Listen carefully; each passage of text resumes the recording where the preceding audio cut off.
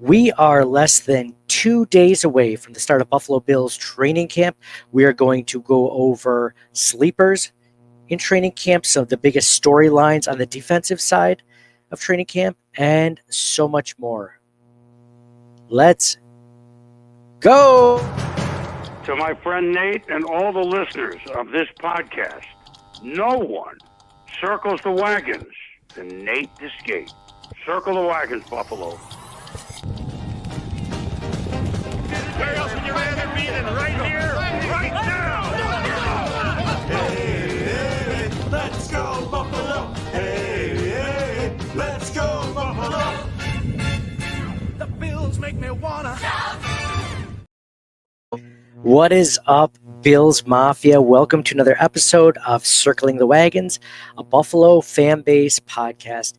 I am your host, Nate, guys. Thank you so much for joining us on this episode where we're going to talk about the Buffalo Bills training camp 2025, the defensive side of the ball. If you heard us last week, we talked all about the offense, all the way from quarterback down to offensive line and tight end, wide receiver, running back. We went through it all. Guys that we thought are on the roster bubble, guys that we thought might make it or might not make it, depending on where you stood on it, and a lot more. So we're going to go over the defense tonight. We're going to talk about the biggest training camp battles and a few sleepers, either on the offensive or defensive side of the ball, that John and I think that we're going to be watching for. I think you guys should be too. So I'd like to welcome my co-host this episode, John, to the podcast. John, what's going on, brother? How are you? Doing great. What's going on, Nate? Let's do it.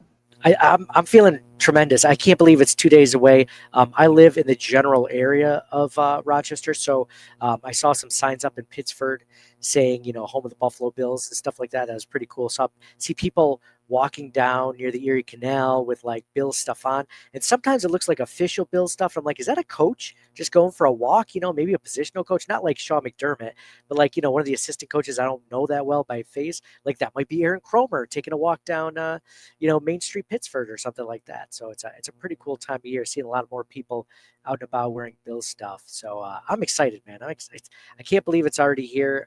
Players are moving in, and this will be our 8th year doing the podcast, and pretty crazy that it's come to this point. But it's an exciting journey, man. Glad to be doing this with you. So let's get right into it. All right, John. So we'll start with the edge. That's just what I have first on our on the Buffalo Bills roster tracker spreadsheet.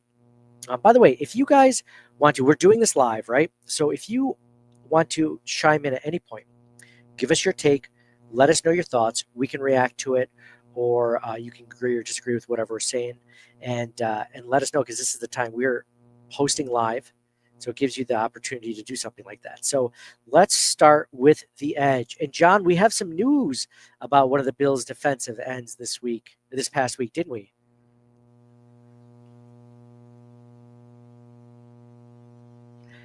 Yes, Defensive. Nate, we did. Okay. Great. Whew, definitely hanging there. You're like, Nate, I didn't think you're going to throw it back to me so quickly. I didn't even get it. Defensive end Landon Jackson, the rookie out of Arkansas, landing on the PUP, the PUP, the physically unable to perform list, heading into training camp.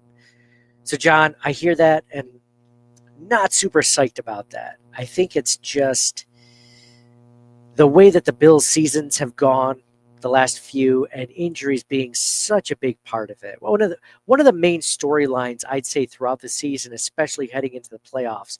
So when you hear the Joey Bosa news during mandatory minicamp, when you hear this news, like it just kind of puts I don't know, you know what I mean? It's a little what's a nice little speed bump that I didn't really want to deal with, because really there's usually no good news in the off season. So we don't know when he's going to come back. He could last the entire training camp in the PUP. The Buffalo Bills don't seem to think so.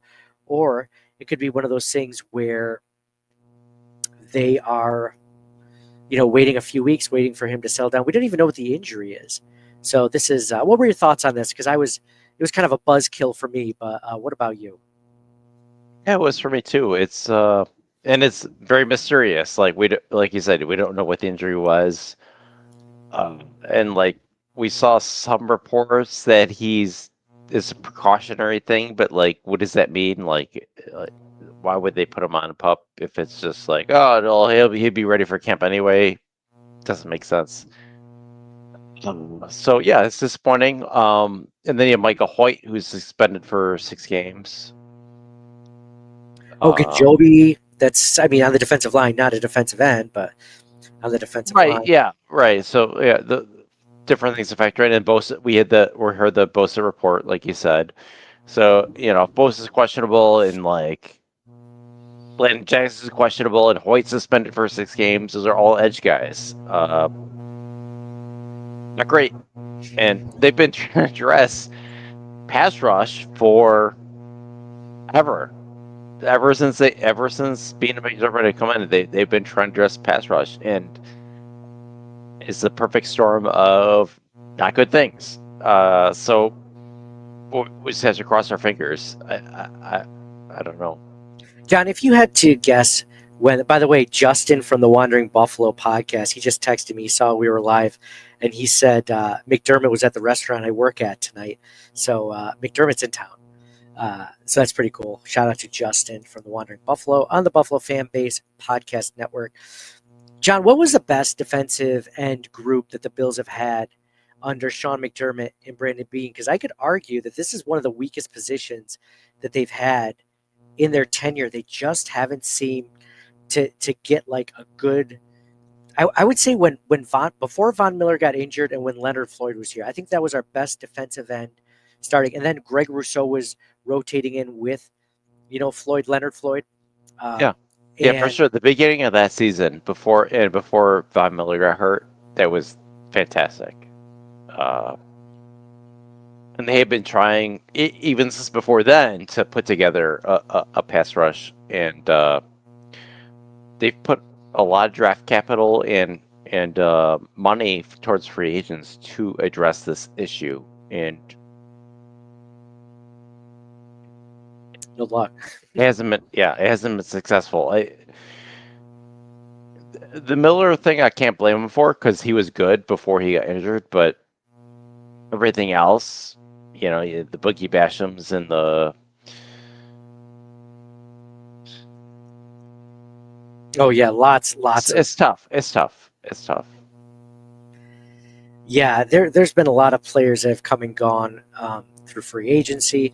The defensive tackle, I feel, group has been somewhat similar, except that they've kind of hit on Ed Oliver. I think they mostly hit on him. Daquan Jones was good for a while. He's still kind of questionable at this age. They just haven't been able to put it together fully.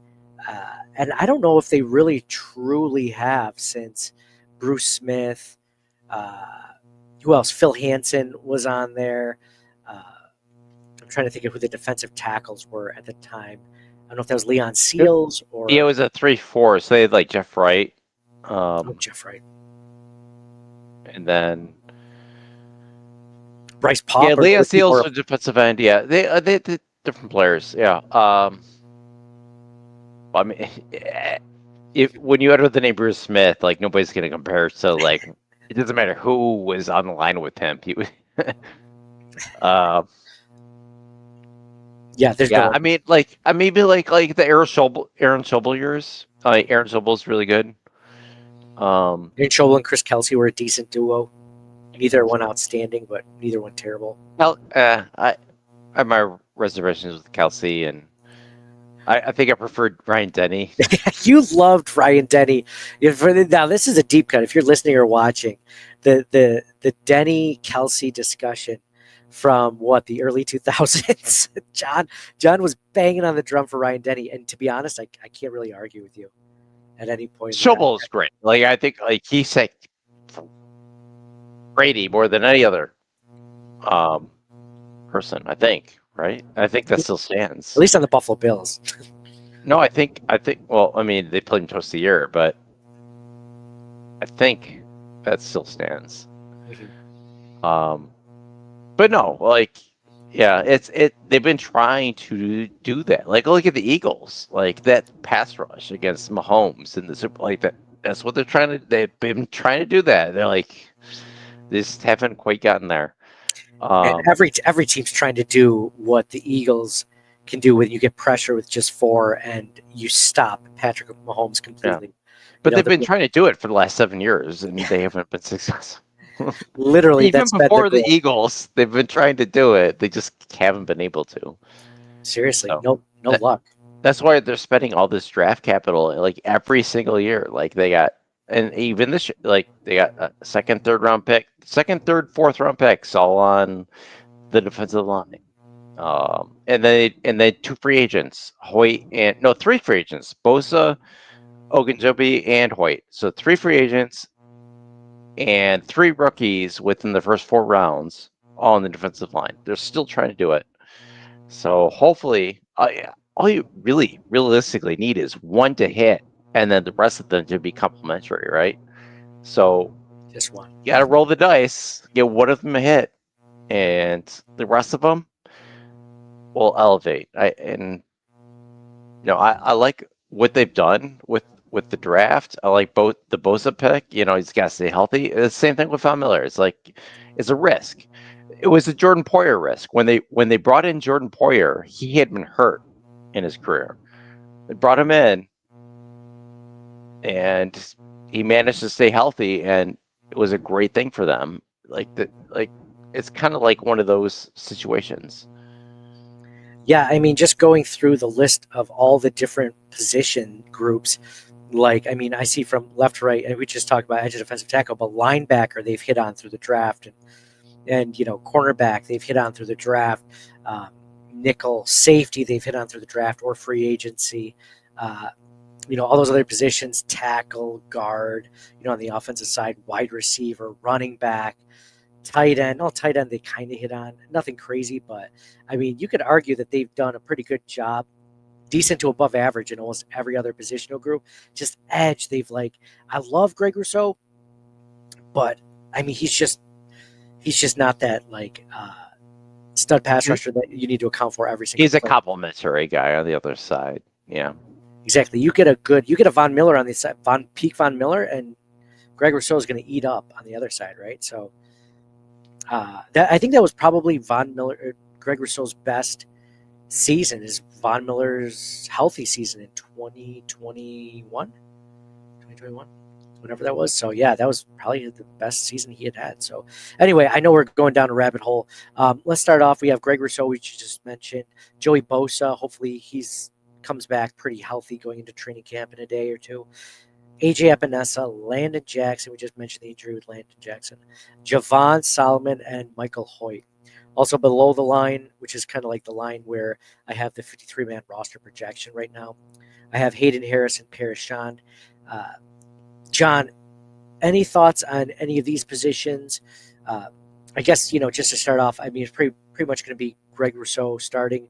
And then I feel like Joey Bosa is going to be rotating in on passing downs, and he'll be rotating on his side with either AJ Epinesa, Landon Jackson, Javon Solomon, Michael Hoyt. I mean, those 3. That's kind of how I see this group lining up. What about you? I agree. Rousseau's going to start. Bosa's going to start / do the Von Miller role, I guess. And then it's going to be, rotating Epinesa to Jackson and Hoyt and Solomon. Solomon's good too. Same thing. I mean, to start training camp, it's going to be really interesting to see who is starting opposite of Greg Rousseau, or who is the next one to go in for him or start opposite of him. Whether I imagine it's going to be Joey Bosa a lot to begin with, but who's next? Is it AJ Epinesa then stepping in for Joey Bosa? Is it Landon Jackson? I mean, one of the guys. I mean, we mentioned sleepers earlier. I mean, one of my sleepers comes from this group, and it's Javon Solomon. I mean, I liked the idea of Javon Solomon coming out of Troy. I mean, it was just his size. He was more of an outside linebacker, so he was smaller in stature. He still is, but that was a guy who led the FBS in sacks. So in just a year ago, in 2023. So I'm interested to see he's my sleeper pick as someone I could see potentially probably not starting off, but maybe fighting AJ Epinesa if Landon Jackson stays injured. I'm going to be really interested to see what happens with him. Does he become a completely nameless player on the roster, or does he take that step up and complement, the Bills' offensive line? Who knows? Maybe Javon Solomon comes in on pass rushing downs at times instead of Joey Bosa to start the season, or maybe he just ends up being a depth piece, or maybe he's inactive. But he's one of my sleeper picks. So, John, do you have a sleeper pick in this group? I know I just gave mine. I'm going to do mine as I go through there's only one other one. So, as a positional group, do you have one? Is yours Javon Solomon? No, I wasn't thinking defensive line, but I think that makes a lot of sense, especially with we're not sure about the Landon Jackson pup injury thing, and then Mike Hoyt's suspended for 6 games, and then Bosa had some sort of injury in May or something. So, and Epinesa is more of a set the edge, run stopper kind of guy. So Solomon could certainly see a lot of playing time early on, and he's impressed in the past. So yeah, I think that's a good pick for that.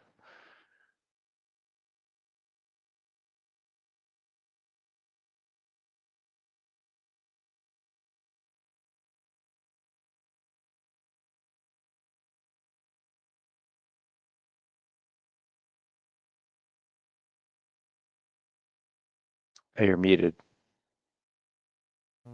Thank you. Jeez. He's one of those guys where, I don't expect a lot from him. I don't believe we saw any real hype from him in the training camp of 2024. But this is a guy that has a ton of potential. He's a later round pick. And, I mean, the traits are there, just like in a smaller school, just really undersized. Like there's things going against him, but it doesn't mean that there's not a role for him in this defense if the Bills can use him properly. Unfortunately, John, the Bills haven't really developed any defensive linemen just like head and shoulders above where they were from a previous season. Unlike the offensive line, where you have Aaron Kromer, one of the best offensive line coaches in the NFL, taking Spencer Brown from almost getting cut in year 2 to becoming an extension after year 3 and being one of the best right tackles in the NFL, right? The Bills don't have that on the defensive line. At least they haven't proved that they can coach up those guys in the defensive line that much better. No, but there is a path for Solomon getting snaps because of suspensions and injuries. So if he impresses and does well, and it happens early in the season, there is a path for him to for that, I guess. Yeah, I'm going to be watching. I'm going to be interested to see, especially, I mean, really they have one, if Joey Bosa is still injured for whatever reason, you have 1, 2, 3, 4 guys that are definitely making the roster that can play at defensive end. So obviously Hayden Harris and Parashon, but those guys aren't going to be lining up with the number 1 or 2 teams probably. So, yeah, it'll be interesting. John, defensive line, we're moving over to the defensive tackle. Are there any surprises here when you look at it, or anything that you could see as far as, some guy getting a few more snaps, or a guy that you're going to be watching for in this group? You're like, hey, I'm really curious to see I think I know where he stands right now, but he could move up or down depending on how training camp goes. This is definitely another very interesting group. I mean, we got Ed Oliver and Daquan Jones starting. Daquan Jones is getting older. Larry Ogunjobi is got a suspension. TJ Sanders just signed. That's encouraging. I'm curious if Dwayne Carter is going to make an improvement this year, or I'm not really sure how he. Well, I don't know. He's gonna compete, right? And then I think the most interesting person for me is Tian Walker. the 4th-round pick. Big guy. I think he's kind of more raw, so he's going to need a little bit more work. But he's the most interesting to me of the depth players. But they have a lot of depth at both, all over the defensive line, and I think that's on purpose. They're trying to hit on somebody. So I don't know. Like they're throwing darts at a board, hoping they hit a bullseye, right? Kind of, right? They got like 2nd-round pick on T.J. Sanders, 3rd-round pick on Landon Jackson, 4th-round pick on Deanne Walker. Joey Bosa is a free agent. Larry Ogunjobi is a free agent. Michael Hoyt's a free agent. Like they're trying. Yeah, absolutely. So the starters, like you mentioned, I kind of have the same, obviously, Ed Oliver, Daquan Jones. The TJ Sanders, I'm glad you mentioned him just signing, because I forgot that was actually a big deal, him being a 2nd-round pick and the only player that wasn't signed. So the way I see it right now is Ed Oliver, Daquan Jones starters. TJ Sanders comes in for Daquan Jones on obvious passing downs. TJ Sanders is a pass rushing specialist at defensive tackle. He's one of the best in college football at that. DeWayne Carter is my second sleeper because I actually shared the interview that he did with Mookie Hawkins and Justice Radford of the Buffalo Fan Base podcast. So if you haven't checked that out, please do. It was a really good interview they had with him at MafiaCon. And, DeWayne Carter mentioned, getting together with Daquan Jones. Like he's one of those guys that's kind of like a big brother to him. He would have guys over, ask them what they were doing, especially rookies, newer guys. They might not know the area as well. They might not have a lot of friends or a lot of people that they know outside of the Buffalo Bills organization. So he'd invite them over. And Dwayne mentioned like how much better he's gotten. I thought he showed flashes last season while he did get some spot work. Of course, another injury, surprise, surprise, another injury for the Buffalo Bills. And so that's what he dealt with the second half of the season. So I'm going to be really interested to see if he can step up, because right now, John, it's between him and Deanne Walker as the Daquan Jones replacement for 2026 next season. Who's going to replace him? Right now, DeWayne Carter has the leg up because he's been with the Buffalo Bills. He doesn't really have the size like Deanne Walker does. He's a much smaller guy. He's probably much closer to TJ Sanders in size. And but they've talked about him after the draft when the Bills drafted TJ Sanders. They said, well, where does that leave DeWayne Carter? Well, DeWayne Carter could play one technique also. So that big run-stuffing defensive tackle next to Ed Oliver, maybe that's DeWayne Carter. Maybe he puts on, I think they said he could put on 10 to 15 more pounds or something like that, or TJ Sanders could put on 10 to 15 more pounds, I think. But it'll be interesting to see how this whole defensive line pans out. Who's going to be the second defensive tackle behind Daquan Jones? Somebody could potentially, I mentioned 2026, somebody could overtake him this season. I mean, I think Daquan Jones is good, but he's not completely unbeatable on the roster at his age. I think that there's a chance that if Deanne Walker comes on strong, I know he's more of a 3-tech. He's just like in a 1-tech's body. He's still a really good pass rusher. Again, Deanne Walker worried about injuries. He's dealing with a back injury all of last season. And we all know back injuries go away immediately, right? Like those don't linger or anything. Those don't bother you or nag past this. So I'm really interested in this group. But DeWayne Carter right now is my sleeper on the defensive line. I think there's a chance that he could be one of those guys who are like, oh, wow, like he's the second team defensive tackle behind Daquan Jones. Okay. And then all of a sudden Daquan Jones takes a day off. And then we get to see a veteran rest, right? He's older. Veteran rest day. Maybe DeWayne Carter gets that, DT1 reps, gets those DT1 reps. How does he react to those? Does he make any flash plays? Does the media talk about him? I could see him being one of those players, and I'm rooting for him. He seems like a good dude. So, all right, John, let's go to the linebacking group. This one's a little bit more straightforward, but I think there's potential movement within this group. What are your thoughts on the linebacking group, or are there any storylines or anything within this group that catch your eye? I think I'm just worried about Milano and him losing a step after his series of injuries. Because it's gonna be Bernard and Milano. I like Andreessen. I like Dorian Williams. But I just kind of back of my mind kind of thing. They don't need to be like all pro at every position, but not concerned that Milano will be back to form. But it is what it is. John, pop quiz. Matt Milano, how old is he, or how old will he be at the beginning of the season? I don't know, 28, More, go up. 30, Up. 32. 31. He's going to be 31 years old at the beginning of the season, which is crazy. Wow. It feels like they just drafted him. It doesn't feel like it's been probably because he missed so much time. You just like negated the fact that We haven't seen him that much. Yeah. But when he's on the field, John, it's like his impact is very... And Bernard's like, what, 23, 24, something like that? I'll find out, but go on. I mean, he's on the other position, but 26. It's not even... so I'm still wait. I don't know what I'm talking about. But no, I mean they got Williams and Andreessen in there.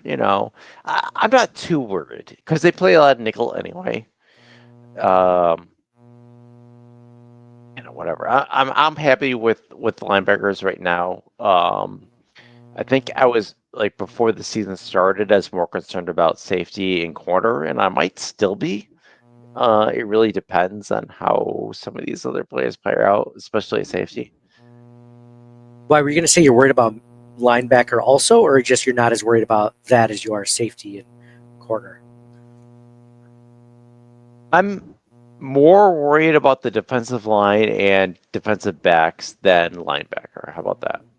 Yeah, I mean, I'd say easily, I think defensive end is my biggest concern. And then safety. Yes. And Yeah, then defensive end and safety are my top two. And then we're kind of banking on corner that Maxwell Harrison is going to be a banger, right? Yeah. I mean, that would be number 3 because we haven't seen him play an NFL snap yet. But yeah, I think it's going to be interesting to see what happens there. Let me give my thoughts real quick on linebacker before we move to corner. Matt Milano, when he's healthy, I think still at age 31, he was showing flashes last year, and I like Dorian Williams a lot. I liked him since they drafted linebacker Dorian Williams. I liked him when he stepped up for Matt Milano last season. I thought he looked pretty good in that role. But when Matt Milano came back, it was noticeable. Not noticeable because of how bad Dorian Williams played before him, because he didn't play bad, but just how good Matt Milano is when he's healthy. I think, but that's the key phrase, right? When he's healthy, because you can be an all-pro, but if you never get a chance to play, then what good is that, right? So, I mean, I love Matt Milano. I've always loved Matt Milano. And it's not just because Bills Mafia thinks he's dreamy, although that doesn't hurt his case. He's a really good linebacker. I'd say he's easily, in my opinion, since I've been watching the Buffalo Bills play football as a little kid in the 90s, the best linebacker I've seen the Bills have. And that includes and I loved Cornelius Bennett. I loved Darryl Talley. Those guys were fun to watch. But Matt Milano just well, that's a statement right there. I love watching Matt Milano play. He's just so freaking good at that position. It's and then that's what I like about Terrell Bernard, right? Like there was a big difference between Tremaine Edmonds starting here for 4 or 5 years or whatever, and then Terrell Bernard getting his chance. Like there's a noticeable difference in the plays that they make, in the way that they're always around the ball. So yeah, Matt Milano is probably my favorite linebacker ever to play for the Buffalo Bills. But I know as a kid, you're like Cornelius Bennett, Darryl Talley, like those guys were really good. Don't get me wrong, but I don't know. I just love watching Matt Milano play. He's one of my favorite Buffalo Bills. Oh, and then going back to the other things, obviously Terrell Bernard. Love Terrell Bernard. Dorian Williams. I like when they get Dorian Williams on the field for their 3 linebacker set. I think that is something they need to use much more often this season. I think that's going to be one, because you need to get Dorian Williams more reps. If he is going, Matt Milano did take that pay cut, or I'm sorry, took 1 year off his contract before the season. So Matt Milano is a free agent right now after the 2025 season. And who's going to step up for him? Is it a guy that they haven't drafted yet, or a guy that they haven't signed yet in free agency next season? Or is it Dorian Williams, a guy who's backed him up and played for him when Matt Milano has been injured? So get Dorian Williams in there on 3 linebacker sets, get him more reps, and go from there. But I mean, Joe Andreessen, he went from being, this homegrown UB Buffalo kid, to most likely making this roster and making it out over Balen Spector. So I love that story. He flashed in minicamp. We'll see what he can do at training camp. So I'll be watching Joe Andreessen there. Yeah, it's tough to play more 3 linebacker sets when you have a nickelback like Taron Johnson. Agreed.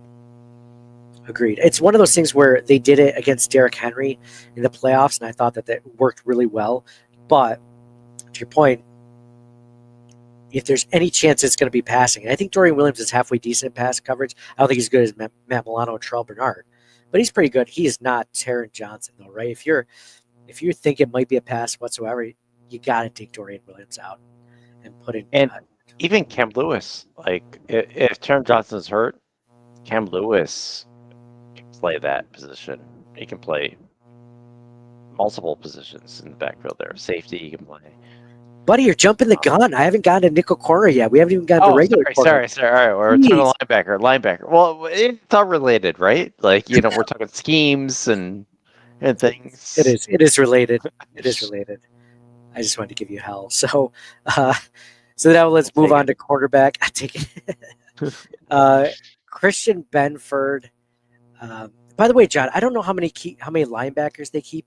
I could see a world where they only keep 4 linebackers if they're all healthy, and then keep like a 10th offensive lineman or something. You know what I mean? Because I don't think the difference between Balen Spector and Edafon Olafosio or Shaq Thompson, unless Shaq Thompson, all of a sudden found the fountain of youth. I think that's one of those positions where they only play 2 of them, like we said, and I could see them just keeping 4 of them on the roster. But yeah, they're going to keep a ton of defensive linemen for that rotation. And I'd rather keep the defensive back over linebacker. So, yeah. It'll be fun when we start doing 53-man roster cut down. So let's get into the cornerback position. Obviously, Christian Benford, the starter there. John, here's another big training camp battle / storyline. Maxwell Hairston, the first-round draft pick out of Kentucky. Is he going to be the starter opposite Christian Benford, or is it going to be the veteran Trey White, or possibly even Dean Jackson? Who do you think starts opposite of Christian Benford to start training camp, or as training camp goes on? It's Hairston. It has to be Hairston, unless he really fucks up like Kyrie Elam did. But even then, you still got it. It's good because they took a defensive back later on, right? Just like they did with Benford.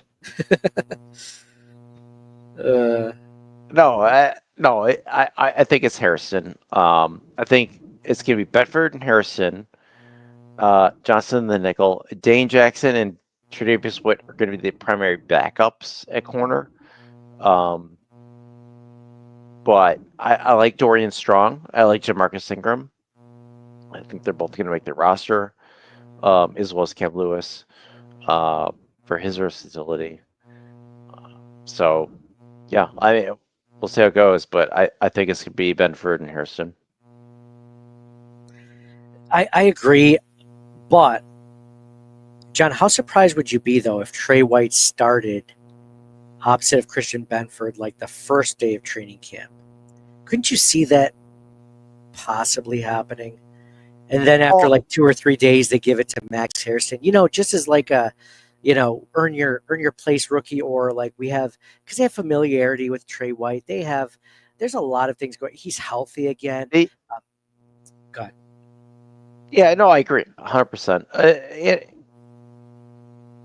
McDermott has a history of like easing rookies in, like not starting them right away. But like I'm looking up into the roster, and like I think the only rookie starter that I see is gonna be Maxwell Harrison. I think guys like Landon Jackson, T.J. Sanders, and even Jordan Hancock and Jordan Strong are going to see a lot of playing time, but they're not starters right away until they earn it. Harrison, I think is like kind of penciled in. Like I think he's going to be the starter.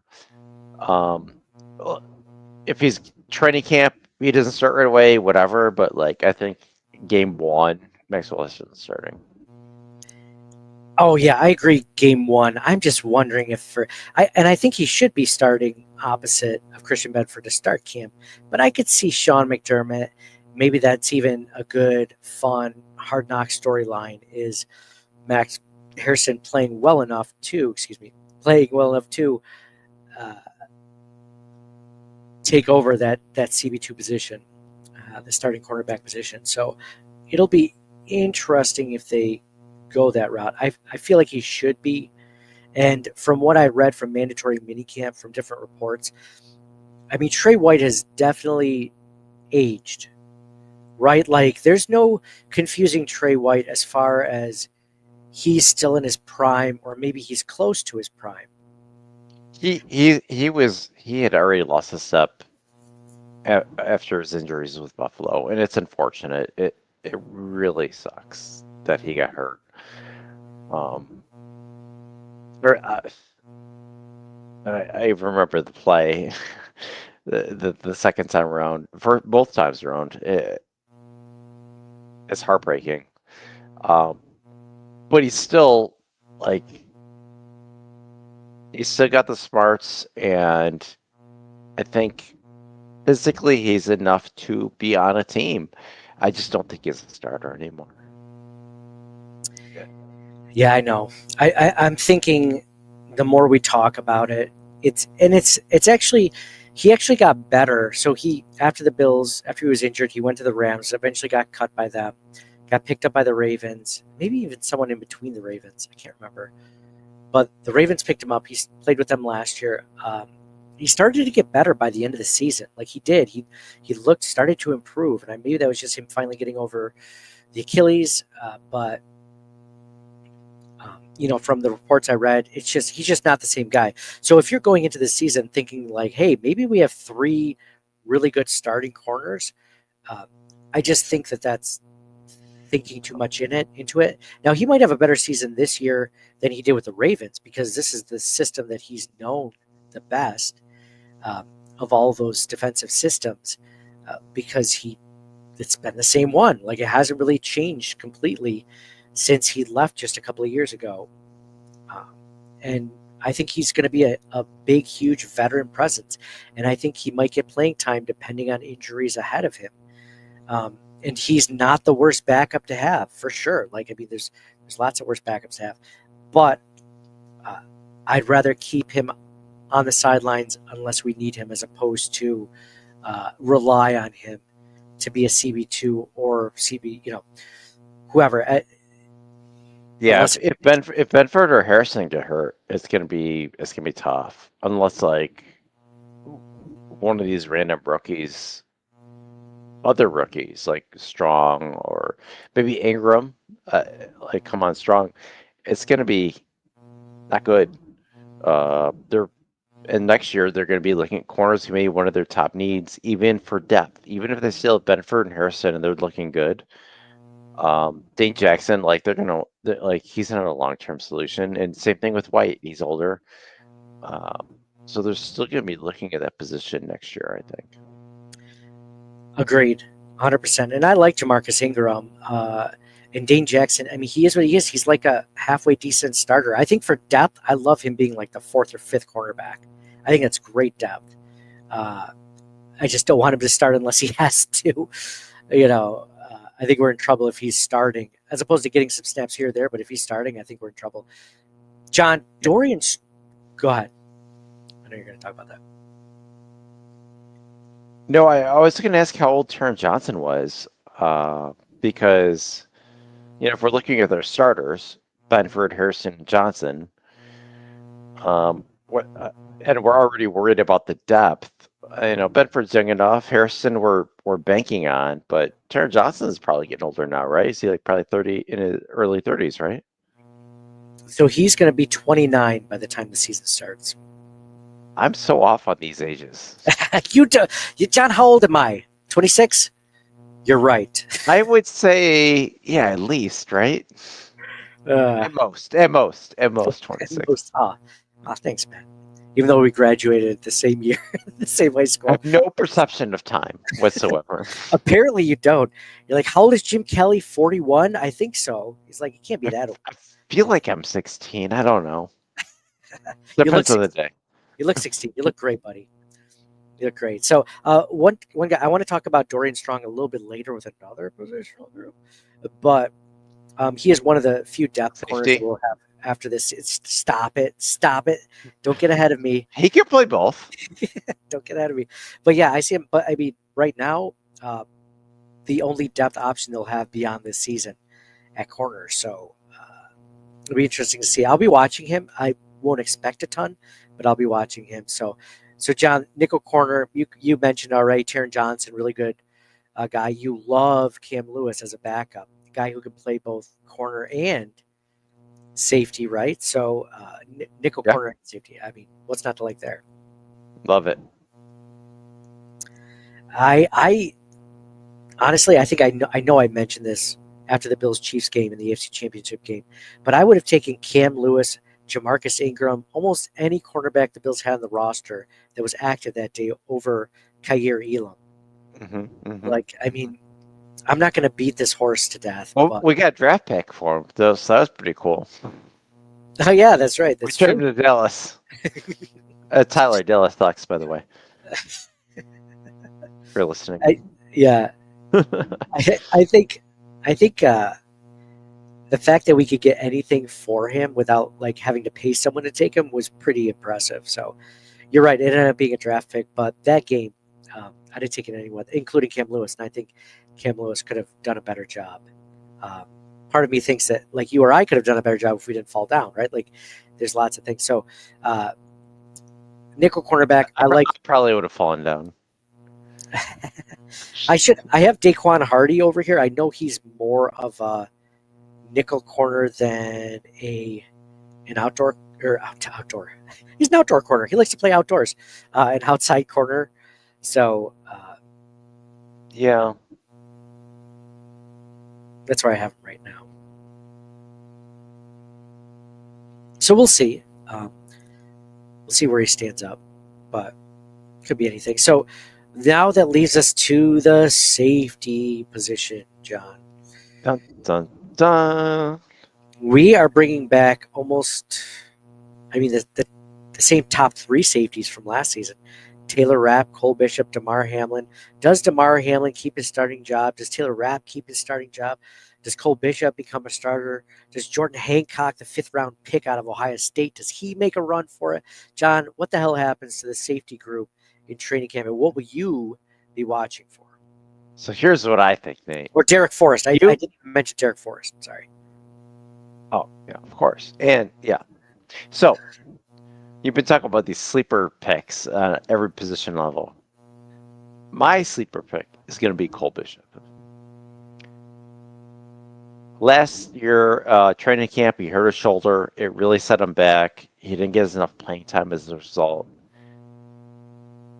I think this is the year to watch Cole Bishop. He's going to start with Taylor Rapp. And I do like Jordan Hancock a lot. I think he has some versatility. He can play a couple different positions, I think. I'm not a huge Hamlin fan at safety. I think he's too slow. I think he brings a little bit to special teams. But I think my sleeper pick is going to be Cole Bishop. And really hoping, because safety is not one of their stronger positions either. So we'll see. No, it is not. John, do you think Cole Bishop starts at the starting safety spot, or do they give it to Damar Hamlin out of respect, or how does that start from day one? Who gets first team reps? I don't know, but like as we start in training camp, but I could see Cole Bishop winning it by week 1. I could see it. Oh yeah, agreed. If he doesn't start, maybe they, do the veteran thing, just give Damar Hamlin the first day. But yeah, agree. Within the first weekend, I think Cole Bishop is starting opposite Taylor Rapp. John, you know what's interesting out of this group? Between Taylor Rapp, Cole Bishop, Damar Hamlin, Jordan Hancock, Derek Forrest, the free agent, none of these guys really appear to be that true free safety sort of role, ball hawking safety. And you and I know this because we've talked about it ad nauseum in the offseason. Whenever we talk about the biggest needs, it's like, okay, well, let's talk about safety. Well, what kind of safety would you ideally have on your roster? Like, no matter what, you want a good athletic player, right? Like, no matter what he is.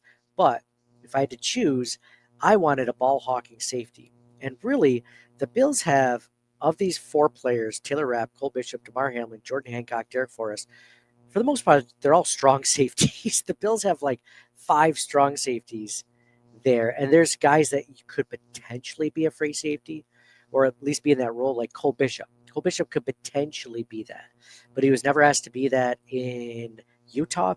And when he was asked to do that in short runs last season, everyone remembers the Houston Texans game where he got beat over the top.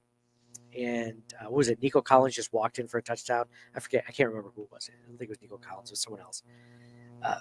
But yeah, it was. The Bills have a lot of strong safeties on this roster, and that might not be the worst thing in the world.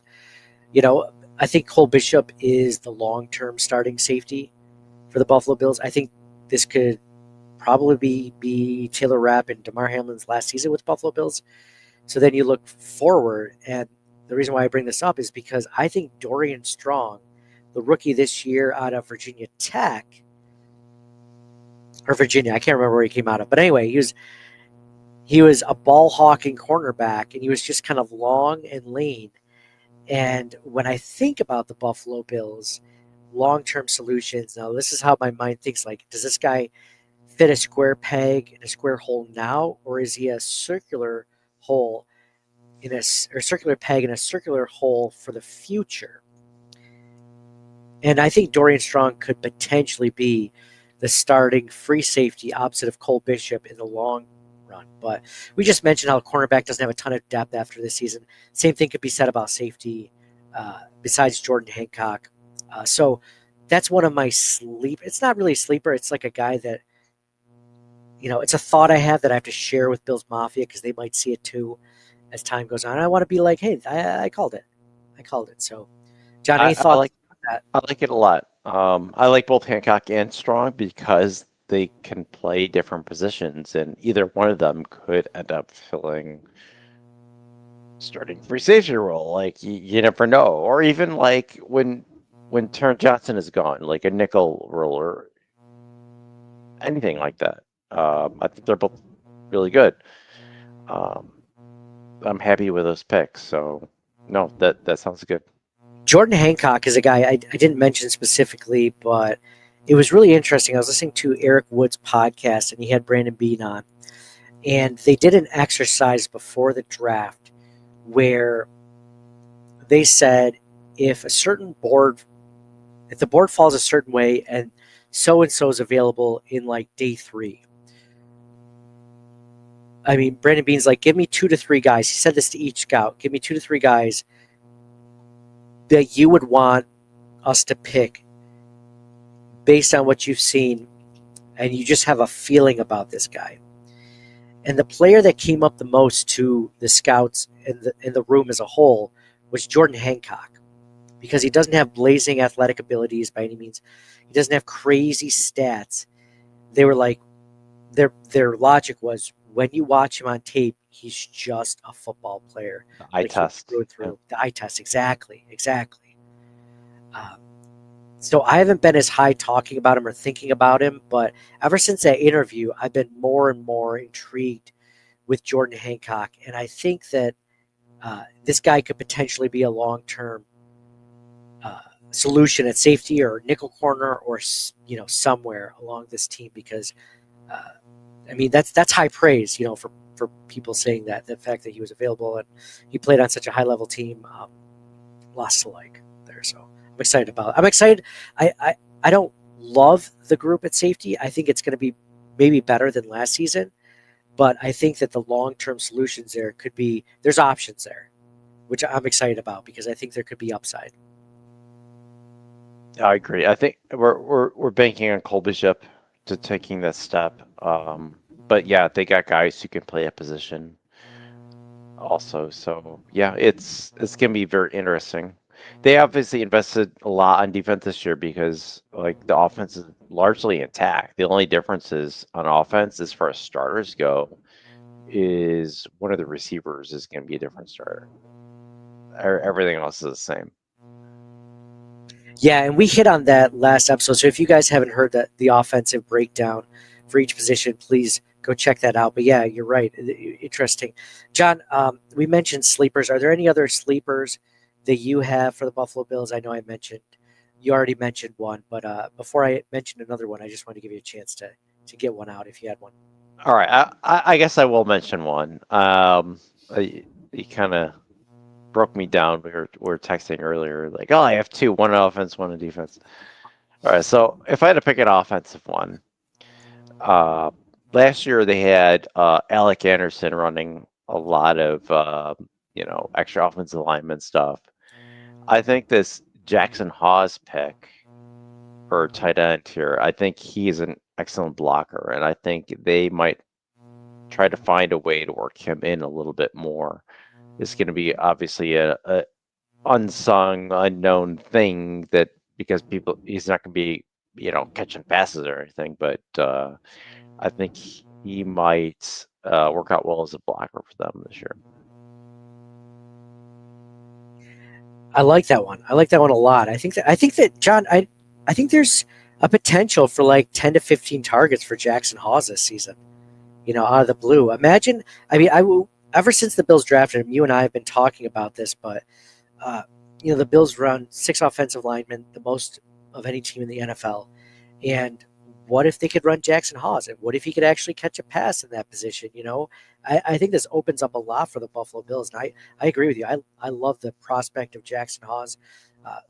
It does potentially make Alec Anderson expendable if you needed to keep a guy like Ryan Vandermark maybe, or someone like that. Potentially, if everything goes well. I'm not saying Alec Anderson's expendable, but like they don't have to like every single play be like, oh, number 60 or whatever his number is. Oh, he's eligible on this play. Like, no, I think they brought him in to be another blocker, and I think he's really good at it. I'm a little bit worried about. So we're talking about like sleepers and stuff. I'm worried. I think I've mentioned this on other podcasts, but I'm worried about Kincaid. I don't think he's a complete tight end necessarily, and because I don't think they should run as much 12 personnel to tight ends. So if they're not going to run two tight ends, their primary tight end probably should be Knox. Even though Kincaid might be a little bit better as a pass catcher, but Knox can do both better. I think Kincaid might end up being a bust for the Bills. We look at this in a couple of years from now.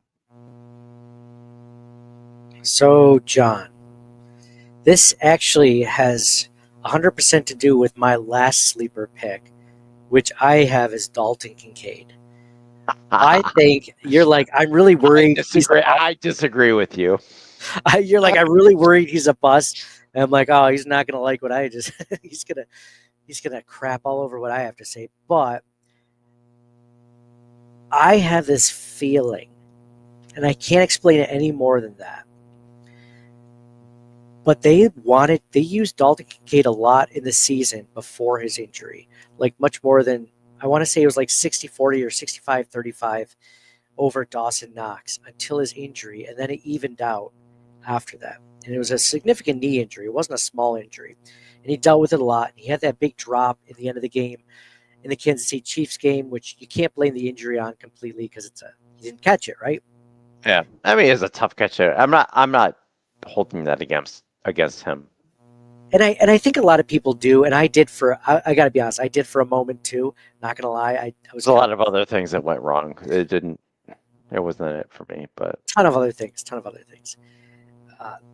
But all these things going into it, like his first round draft grade, the fact that they've wanted to put him in to the game, turn it up for him more exactly. And I think he's going to be like uber motivated more than he's ever been this season to make a jump. And I think they want him to. He just has to get there. He just has to be healthy, and then B, like just put everything together. Because tight end is one of those roles that takes multiple years to really figure out. In years past, he used to be wide receiver, right? They used to say the third year for wide receiver. Well, tight ends may not break out until like their fourth or fifth years at times, if they break out at all. So I think I wrote this on X Twitter today, that I have this feeling that Dalton Kincaid's going to have a breakout season like Spencer Brown did in his third season. Remember Spencer Brown? Everyone thought that he was a bust potentially, like he could be cut after his third season, but Aaron Kromer came in and he ended up getting an extension, being one of the best right tackles in the NFL a year later after that. So Aaron Kromer came in. So who's coming in for Kincaid? I just hey, Spencer Brown didn't have the draft acumen that Dalton Kincaid did. So I hope I'm wrong. I just don't. I'm just not feeling it for Kincaid. Dude, he doesn't have to be. I love the pick at the time. Like you probably heard me gush over it. Like, oh, they traded up over the Cowboys to get him. Blah blah blah. But I'm not feeling it based on what I've seen so far. And like I was worrying about Knox. The first 2-3 years, like, stone hands Knox, and then finally he, did better as pass catcher. They probably don't use him as enough as a pass catcher. He's always been a good blocker, but John, what season would you say he took that jump from being I don't know if he's that good to like, okay, this guy's pretty good. This guy's, I think, a starting type. I don't remember. I think with him, it was between the third and fourth season. I want to say it was his last season. That sounds right. Yeah. This is last season. He finally started to catch him and stop dropping him. So what I'll say to that, John, is Dalton Kincaid doesn't have to be a full tight end. He doesn't have to be the best pass blocking tight end. But I think he can be a really good pass catching tight end. I think that they just, especially with a new coordinator last year, Joe Brady, getting his feet under him. I think another year into the system, I think he'll have plans for Dalton Kincaid, and I think we'll know pretty soon whether Dalton Kincaid is going to take that next step. So for me, for some reason, I just get that feeling that he's going to get to that next level. I think the hard part for me is the usage. So if they're gonna run 12 personnel, fine, he's got that opportunity. But I don't think that they're gonna do that as much. I think they're gonna run more 11 and have Shakir's their best receiver, so he's a slot receiver. So they're gonna run a lot more 2 outside and 1 slot in a tight end, not 2 tight end. And if they're gonna pick one of the 2 tight ends, Knox is a better overall tight end. So I think it's a usage thing for me, why Kincaid might end up fading out for the Bills. And then that leads me to, you're talking about Kincaid. I'm thinking about Coleman, another higher draft pick, top of the second round. I think Coleman could take the next step this year with either whoever ends up winning the other, Palmer versus Elijah Moore on on the other side. I think Coleman could take a step. He had an injury last year that he was good, really good for the first 4-6 weeks, and then he got hurt, and then I think he kind of struggled to return from that. So I'm excited about that. I think healthy. If he's healthy, I think he'll be. I think that's the big difference. Is I think he was on track to have a good season, not a great season, a good season, but right as a rookie, a good season as a rookie. Exactly, John. How many? Let's see. How many times, percentage of plays on the offense, do you think the Bills played 2 tight ends? Last year, so we should compare from like when Brady took over versus when they drafted Kincaid, because I don't think Brady was the guy when they drafted Kincaid, right? It was No, it wasn't Brady. Right. So we need that comparison. Like, how much has the usage increased or decreased? Let's see. I can tell you, like, what year that. So Brady took over technically in 2024 last year, even though it was part of 2023. Do you want to see? You want me to give you what 2023 was? Sure. So in 2023, they played 2 tight end personnel. Let's see. They were 19th in the NFL with 17.8%. Okay, 17%. And that was like Brady was there for maybe half the year? Bottom half. Yeah. I mean, about half the year. That's about right. So 17.8%, bottom half of the league. Guess where they were in 2024? Higher or lower? What do you think? Lower? Same? The Buffalo Bills finished 28th in the NFL, even lower, less. That makes sense. They actually went down. Yeah. So I don't think that that's something that they really like to do. No, I think that was the previous guy's thing, and they drafted Kincaid thinking they were going to run more 12 personnel, and then he got fired, and then they're like, oh, let's not do that anymore. And who's the better tight end, Knox or Kincaid? I think it's Knox as an overall tight end. Is not a fantasy football player, but like is a real NFL tight end, Knox is better. Yeah. I mean, all around, especially after the injury. After the injury, I don't think it was any question. But a healthy. Of course, that's saying a lot for the Buffalo Bills this year. And any year, a healthy so-and-so means that they can have a good chance to start or, play a significant amount of snaps. So we're in the same spot. By the way, I added that meme to our Instagram page, our Twitter page. I don't know if I did Twitter, but Facebook. If you're not following us, by the way, at CTW Pod, Circling the Wagons Pod. I did that, that famous, the CEO meme that's going around. Him and the, the head of HR. Did you see that one? The Coldplay concert one? Yeah. Where the guy's holding... There's been so many memes of that. You see the ones with like the Chiefs and the refs? Like... Oh, yeah. The Chiefs and the refs. Steelers in 9-8. Yeah, there's been some good ones. So I had one where it was like the Buffalo Bills, and it's like holding like key injuries to key players, during or into the postseason, because it always seems to happen. Those always seem to get injured. So there's like 1 year in the last 8 years where it didn't happen. I know. What was it? The 2022 season, the Chiefs game, the 13 second. I feel like it was the 13-second season. That was the one season that they were healthy. Yep. That should be like the Voldemort of Buffalo Bills fans. The season that shall not be named, the 2022 season. Could have had it all. We'll see.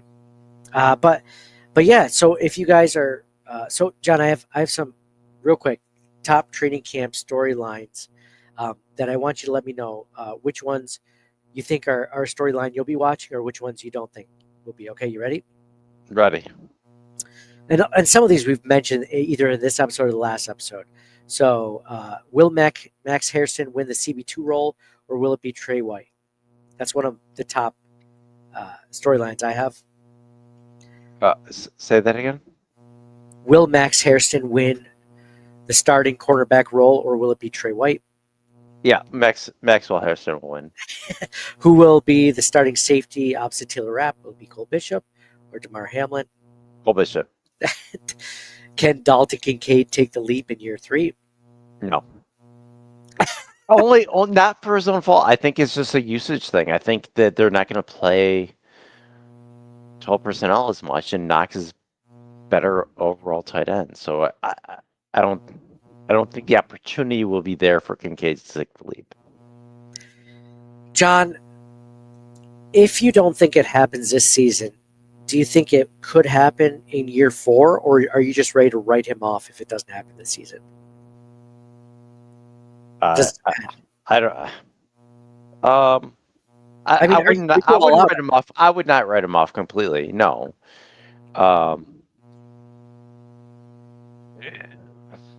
But I think he's not going to take some giant leap that people are hoping for. Yeah.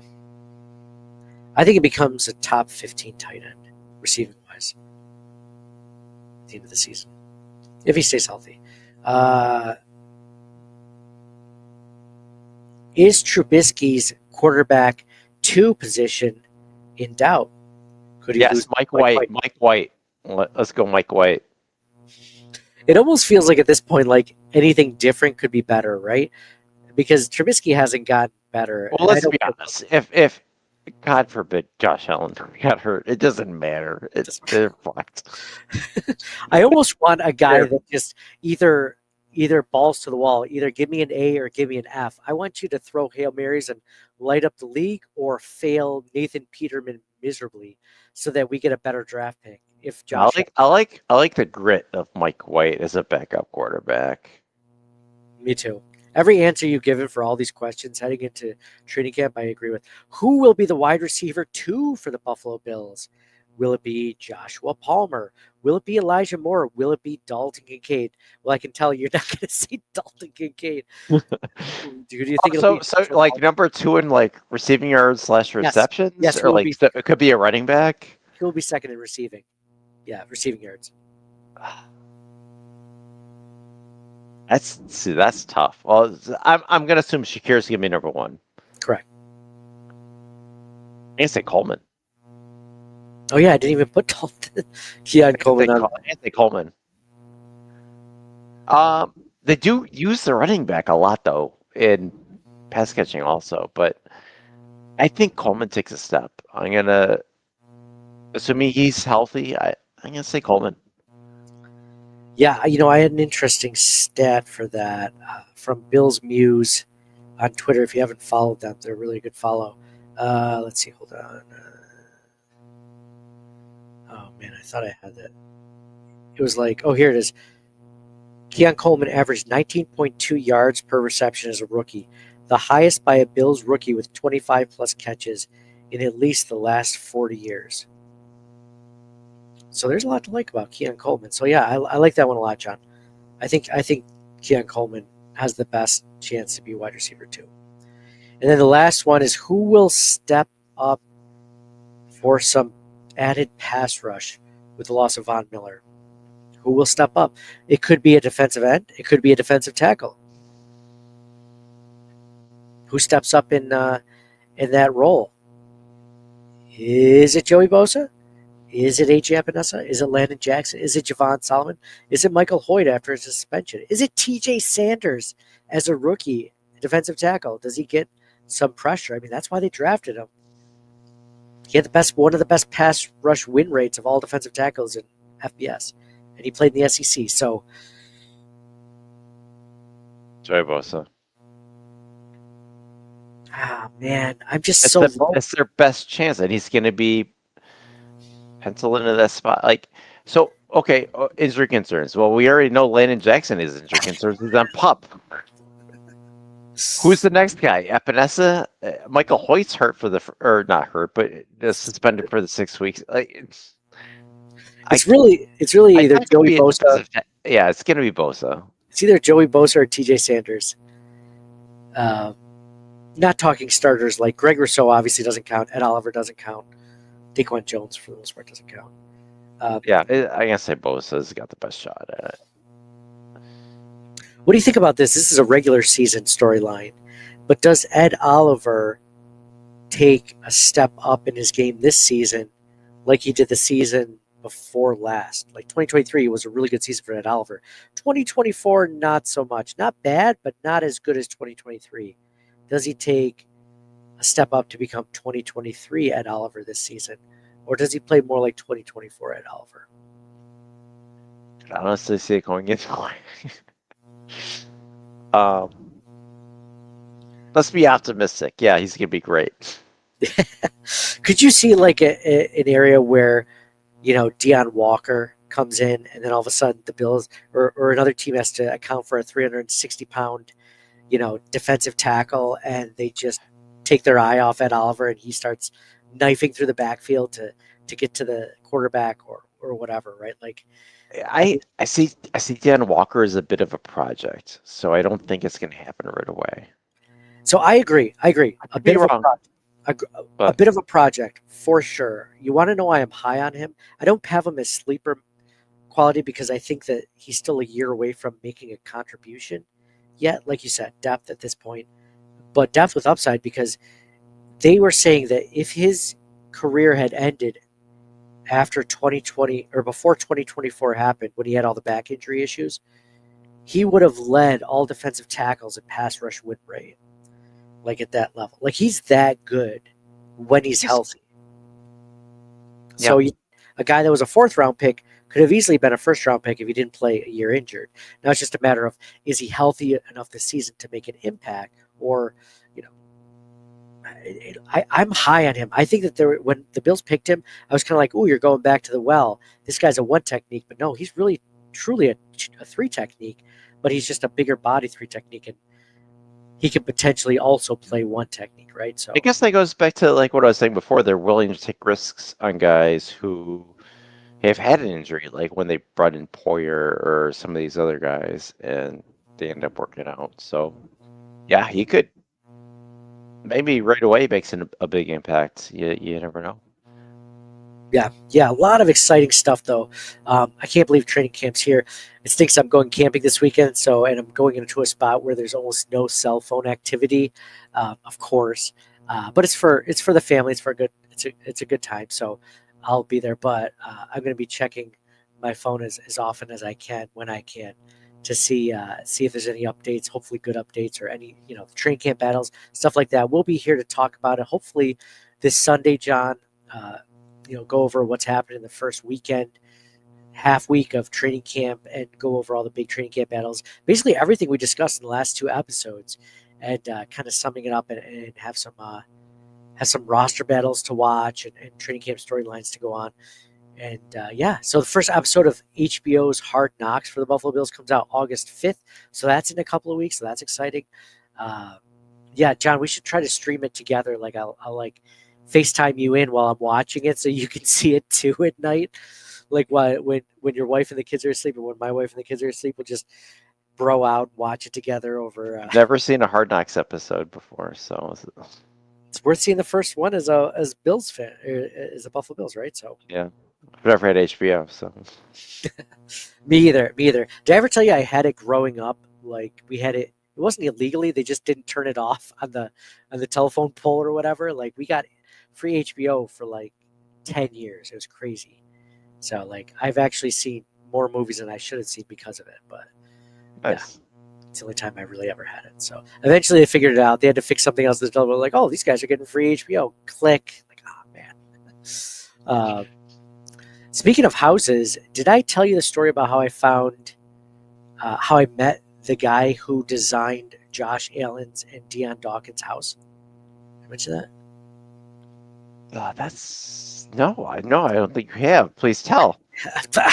I would love to tell this story. So I did this really cool thing with my dad. My dad's a Vietnam vet, and we did the honor flight mission, which is one of those things where you go to Washington, D.C. for a day and a half and you see all the memorials and you go through all the different. It's a really cool thing. It's a long day. It's a fun day. It's a good thing for veterans to do in general. So it was cool to do it with my dad. And just randomly, he was introducing me to someone he knew within like the VFW chapter or the Vietnam Veterans chapter around here. And everyone that goes on that's a veteran has a guardian. So obviously I was my father's guardian, but there would be people that like would be their nieces or nephews or, sons or daughters or whatever. And I met a guy through my father, and his guardian was the architect for Josh Allen and Dion Dawkins' house in Buffalo, which was super cool. And I'm like, that's amazing. I was like, I talked to architects. I was like, this is the most interesting conversation I've ever had with an architect. He couldn't really tell me about the design of the house or exactly where it was, of course. But I said, I got to ask about Josh Allen. He's like, I know what you're going to ask. He's like, the answer is yes. He's just as cool in real life as you think he'd be, based on what you know about him. Super nice guy, super down to earth. And this is like building a house, right? Like this is designing your house. This is one of those areas in life where I feel like between this and like brides at a wedding, you can determine how much of a jerk or how specific you want to be. Not much of a jerk, but like be anal as much as you want because it's your house being built. John, you've had houses built before. Like the more anal you are, the more it costs. So there's some give on that. So like if you're Josh Allen, you can afford to be more anal.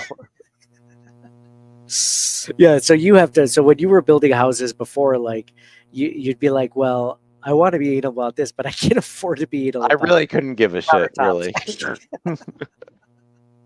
So whenever it comes,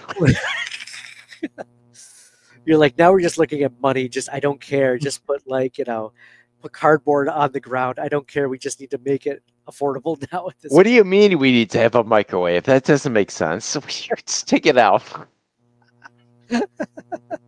What do you mean toilets? Just put a hole in the ground. It'll all find its way out. Yeah, but it was really cool. It was just like, yeah, he's like both those guys, just like you think. They're as cool and as real as you suspect they'd be based on interviews and stuff like that. So like that's cool to know from someone who's seen it firsthand because you and I as Bills fans, Bills Mafia, you just think that Josh Allen's pretty likable, but in reality, we don't know these guys at all. Yeah. That could be a persona. We've never interacted with him. But to hear somebody that interacted with him, and he could have easily been like, yeah, he was a jerk. He never paid me. Blah, blah, blah. Didn't say that. Just. Yeah. I mean, you can kind of get an idea, like, because, like, a lot of people do interact with him, and a lot of these people are, like, sports reporters or beat reporters and this and that. And I think, like, you kind of get the sense over the years where like if they're good guys they'll say it, and if they're not they just won't say anything. Yeah pretty much, right?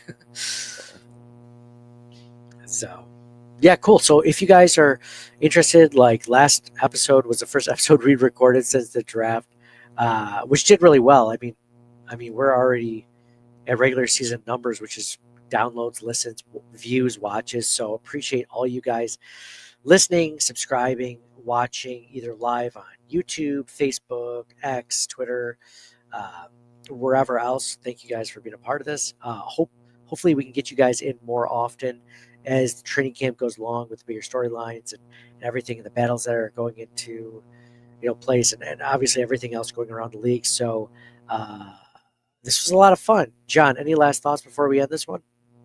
Go Bills. Yeah. And for me, Nate, go Bills. Thank you guys all for listening, subscribing, paying attention, all that fun stuff. And we will talk to you guys all soon. And like John Roberts says, like and share. Like, share, and subscribe. Thank you guys for being a part of it. Go Bills. Thank you for listening to the Circling the Wagons podcast. Download and subscribe to us in your favorite podcast service. Email us at ctwpod@gmail.com. That's Charlie Tango Whiskey Pod@gmail.com. Follow us on Facebook and Twitter at CTWPod. And most importantly, go Bills! Nobody circles the wagons like the Buffalo Bills.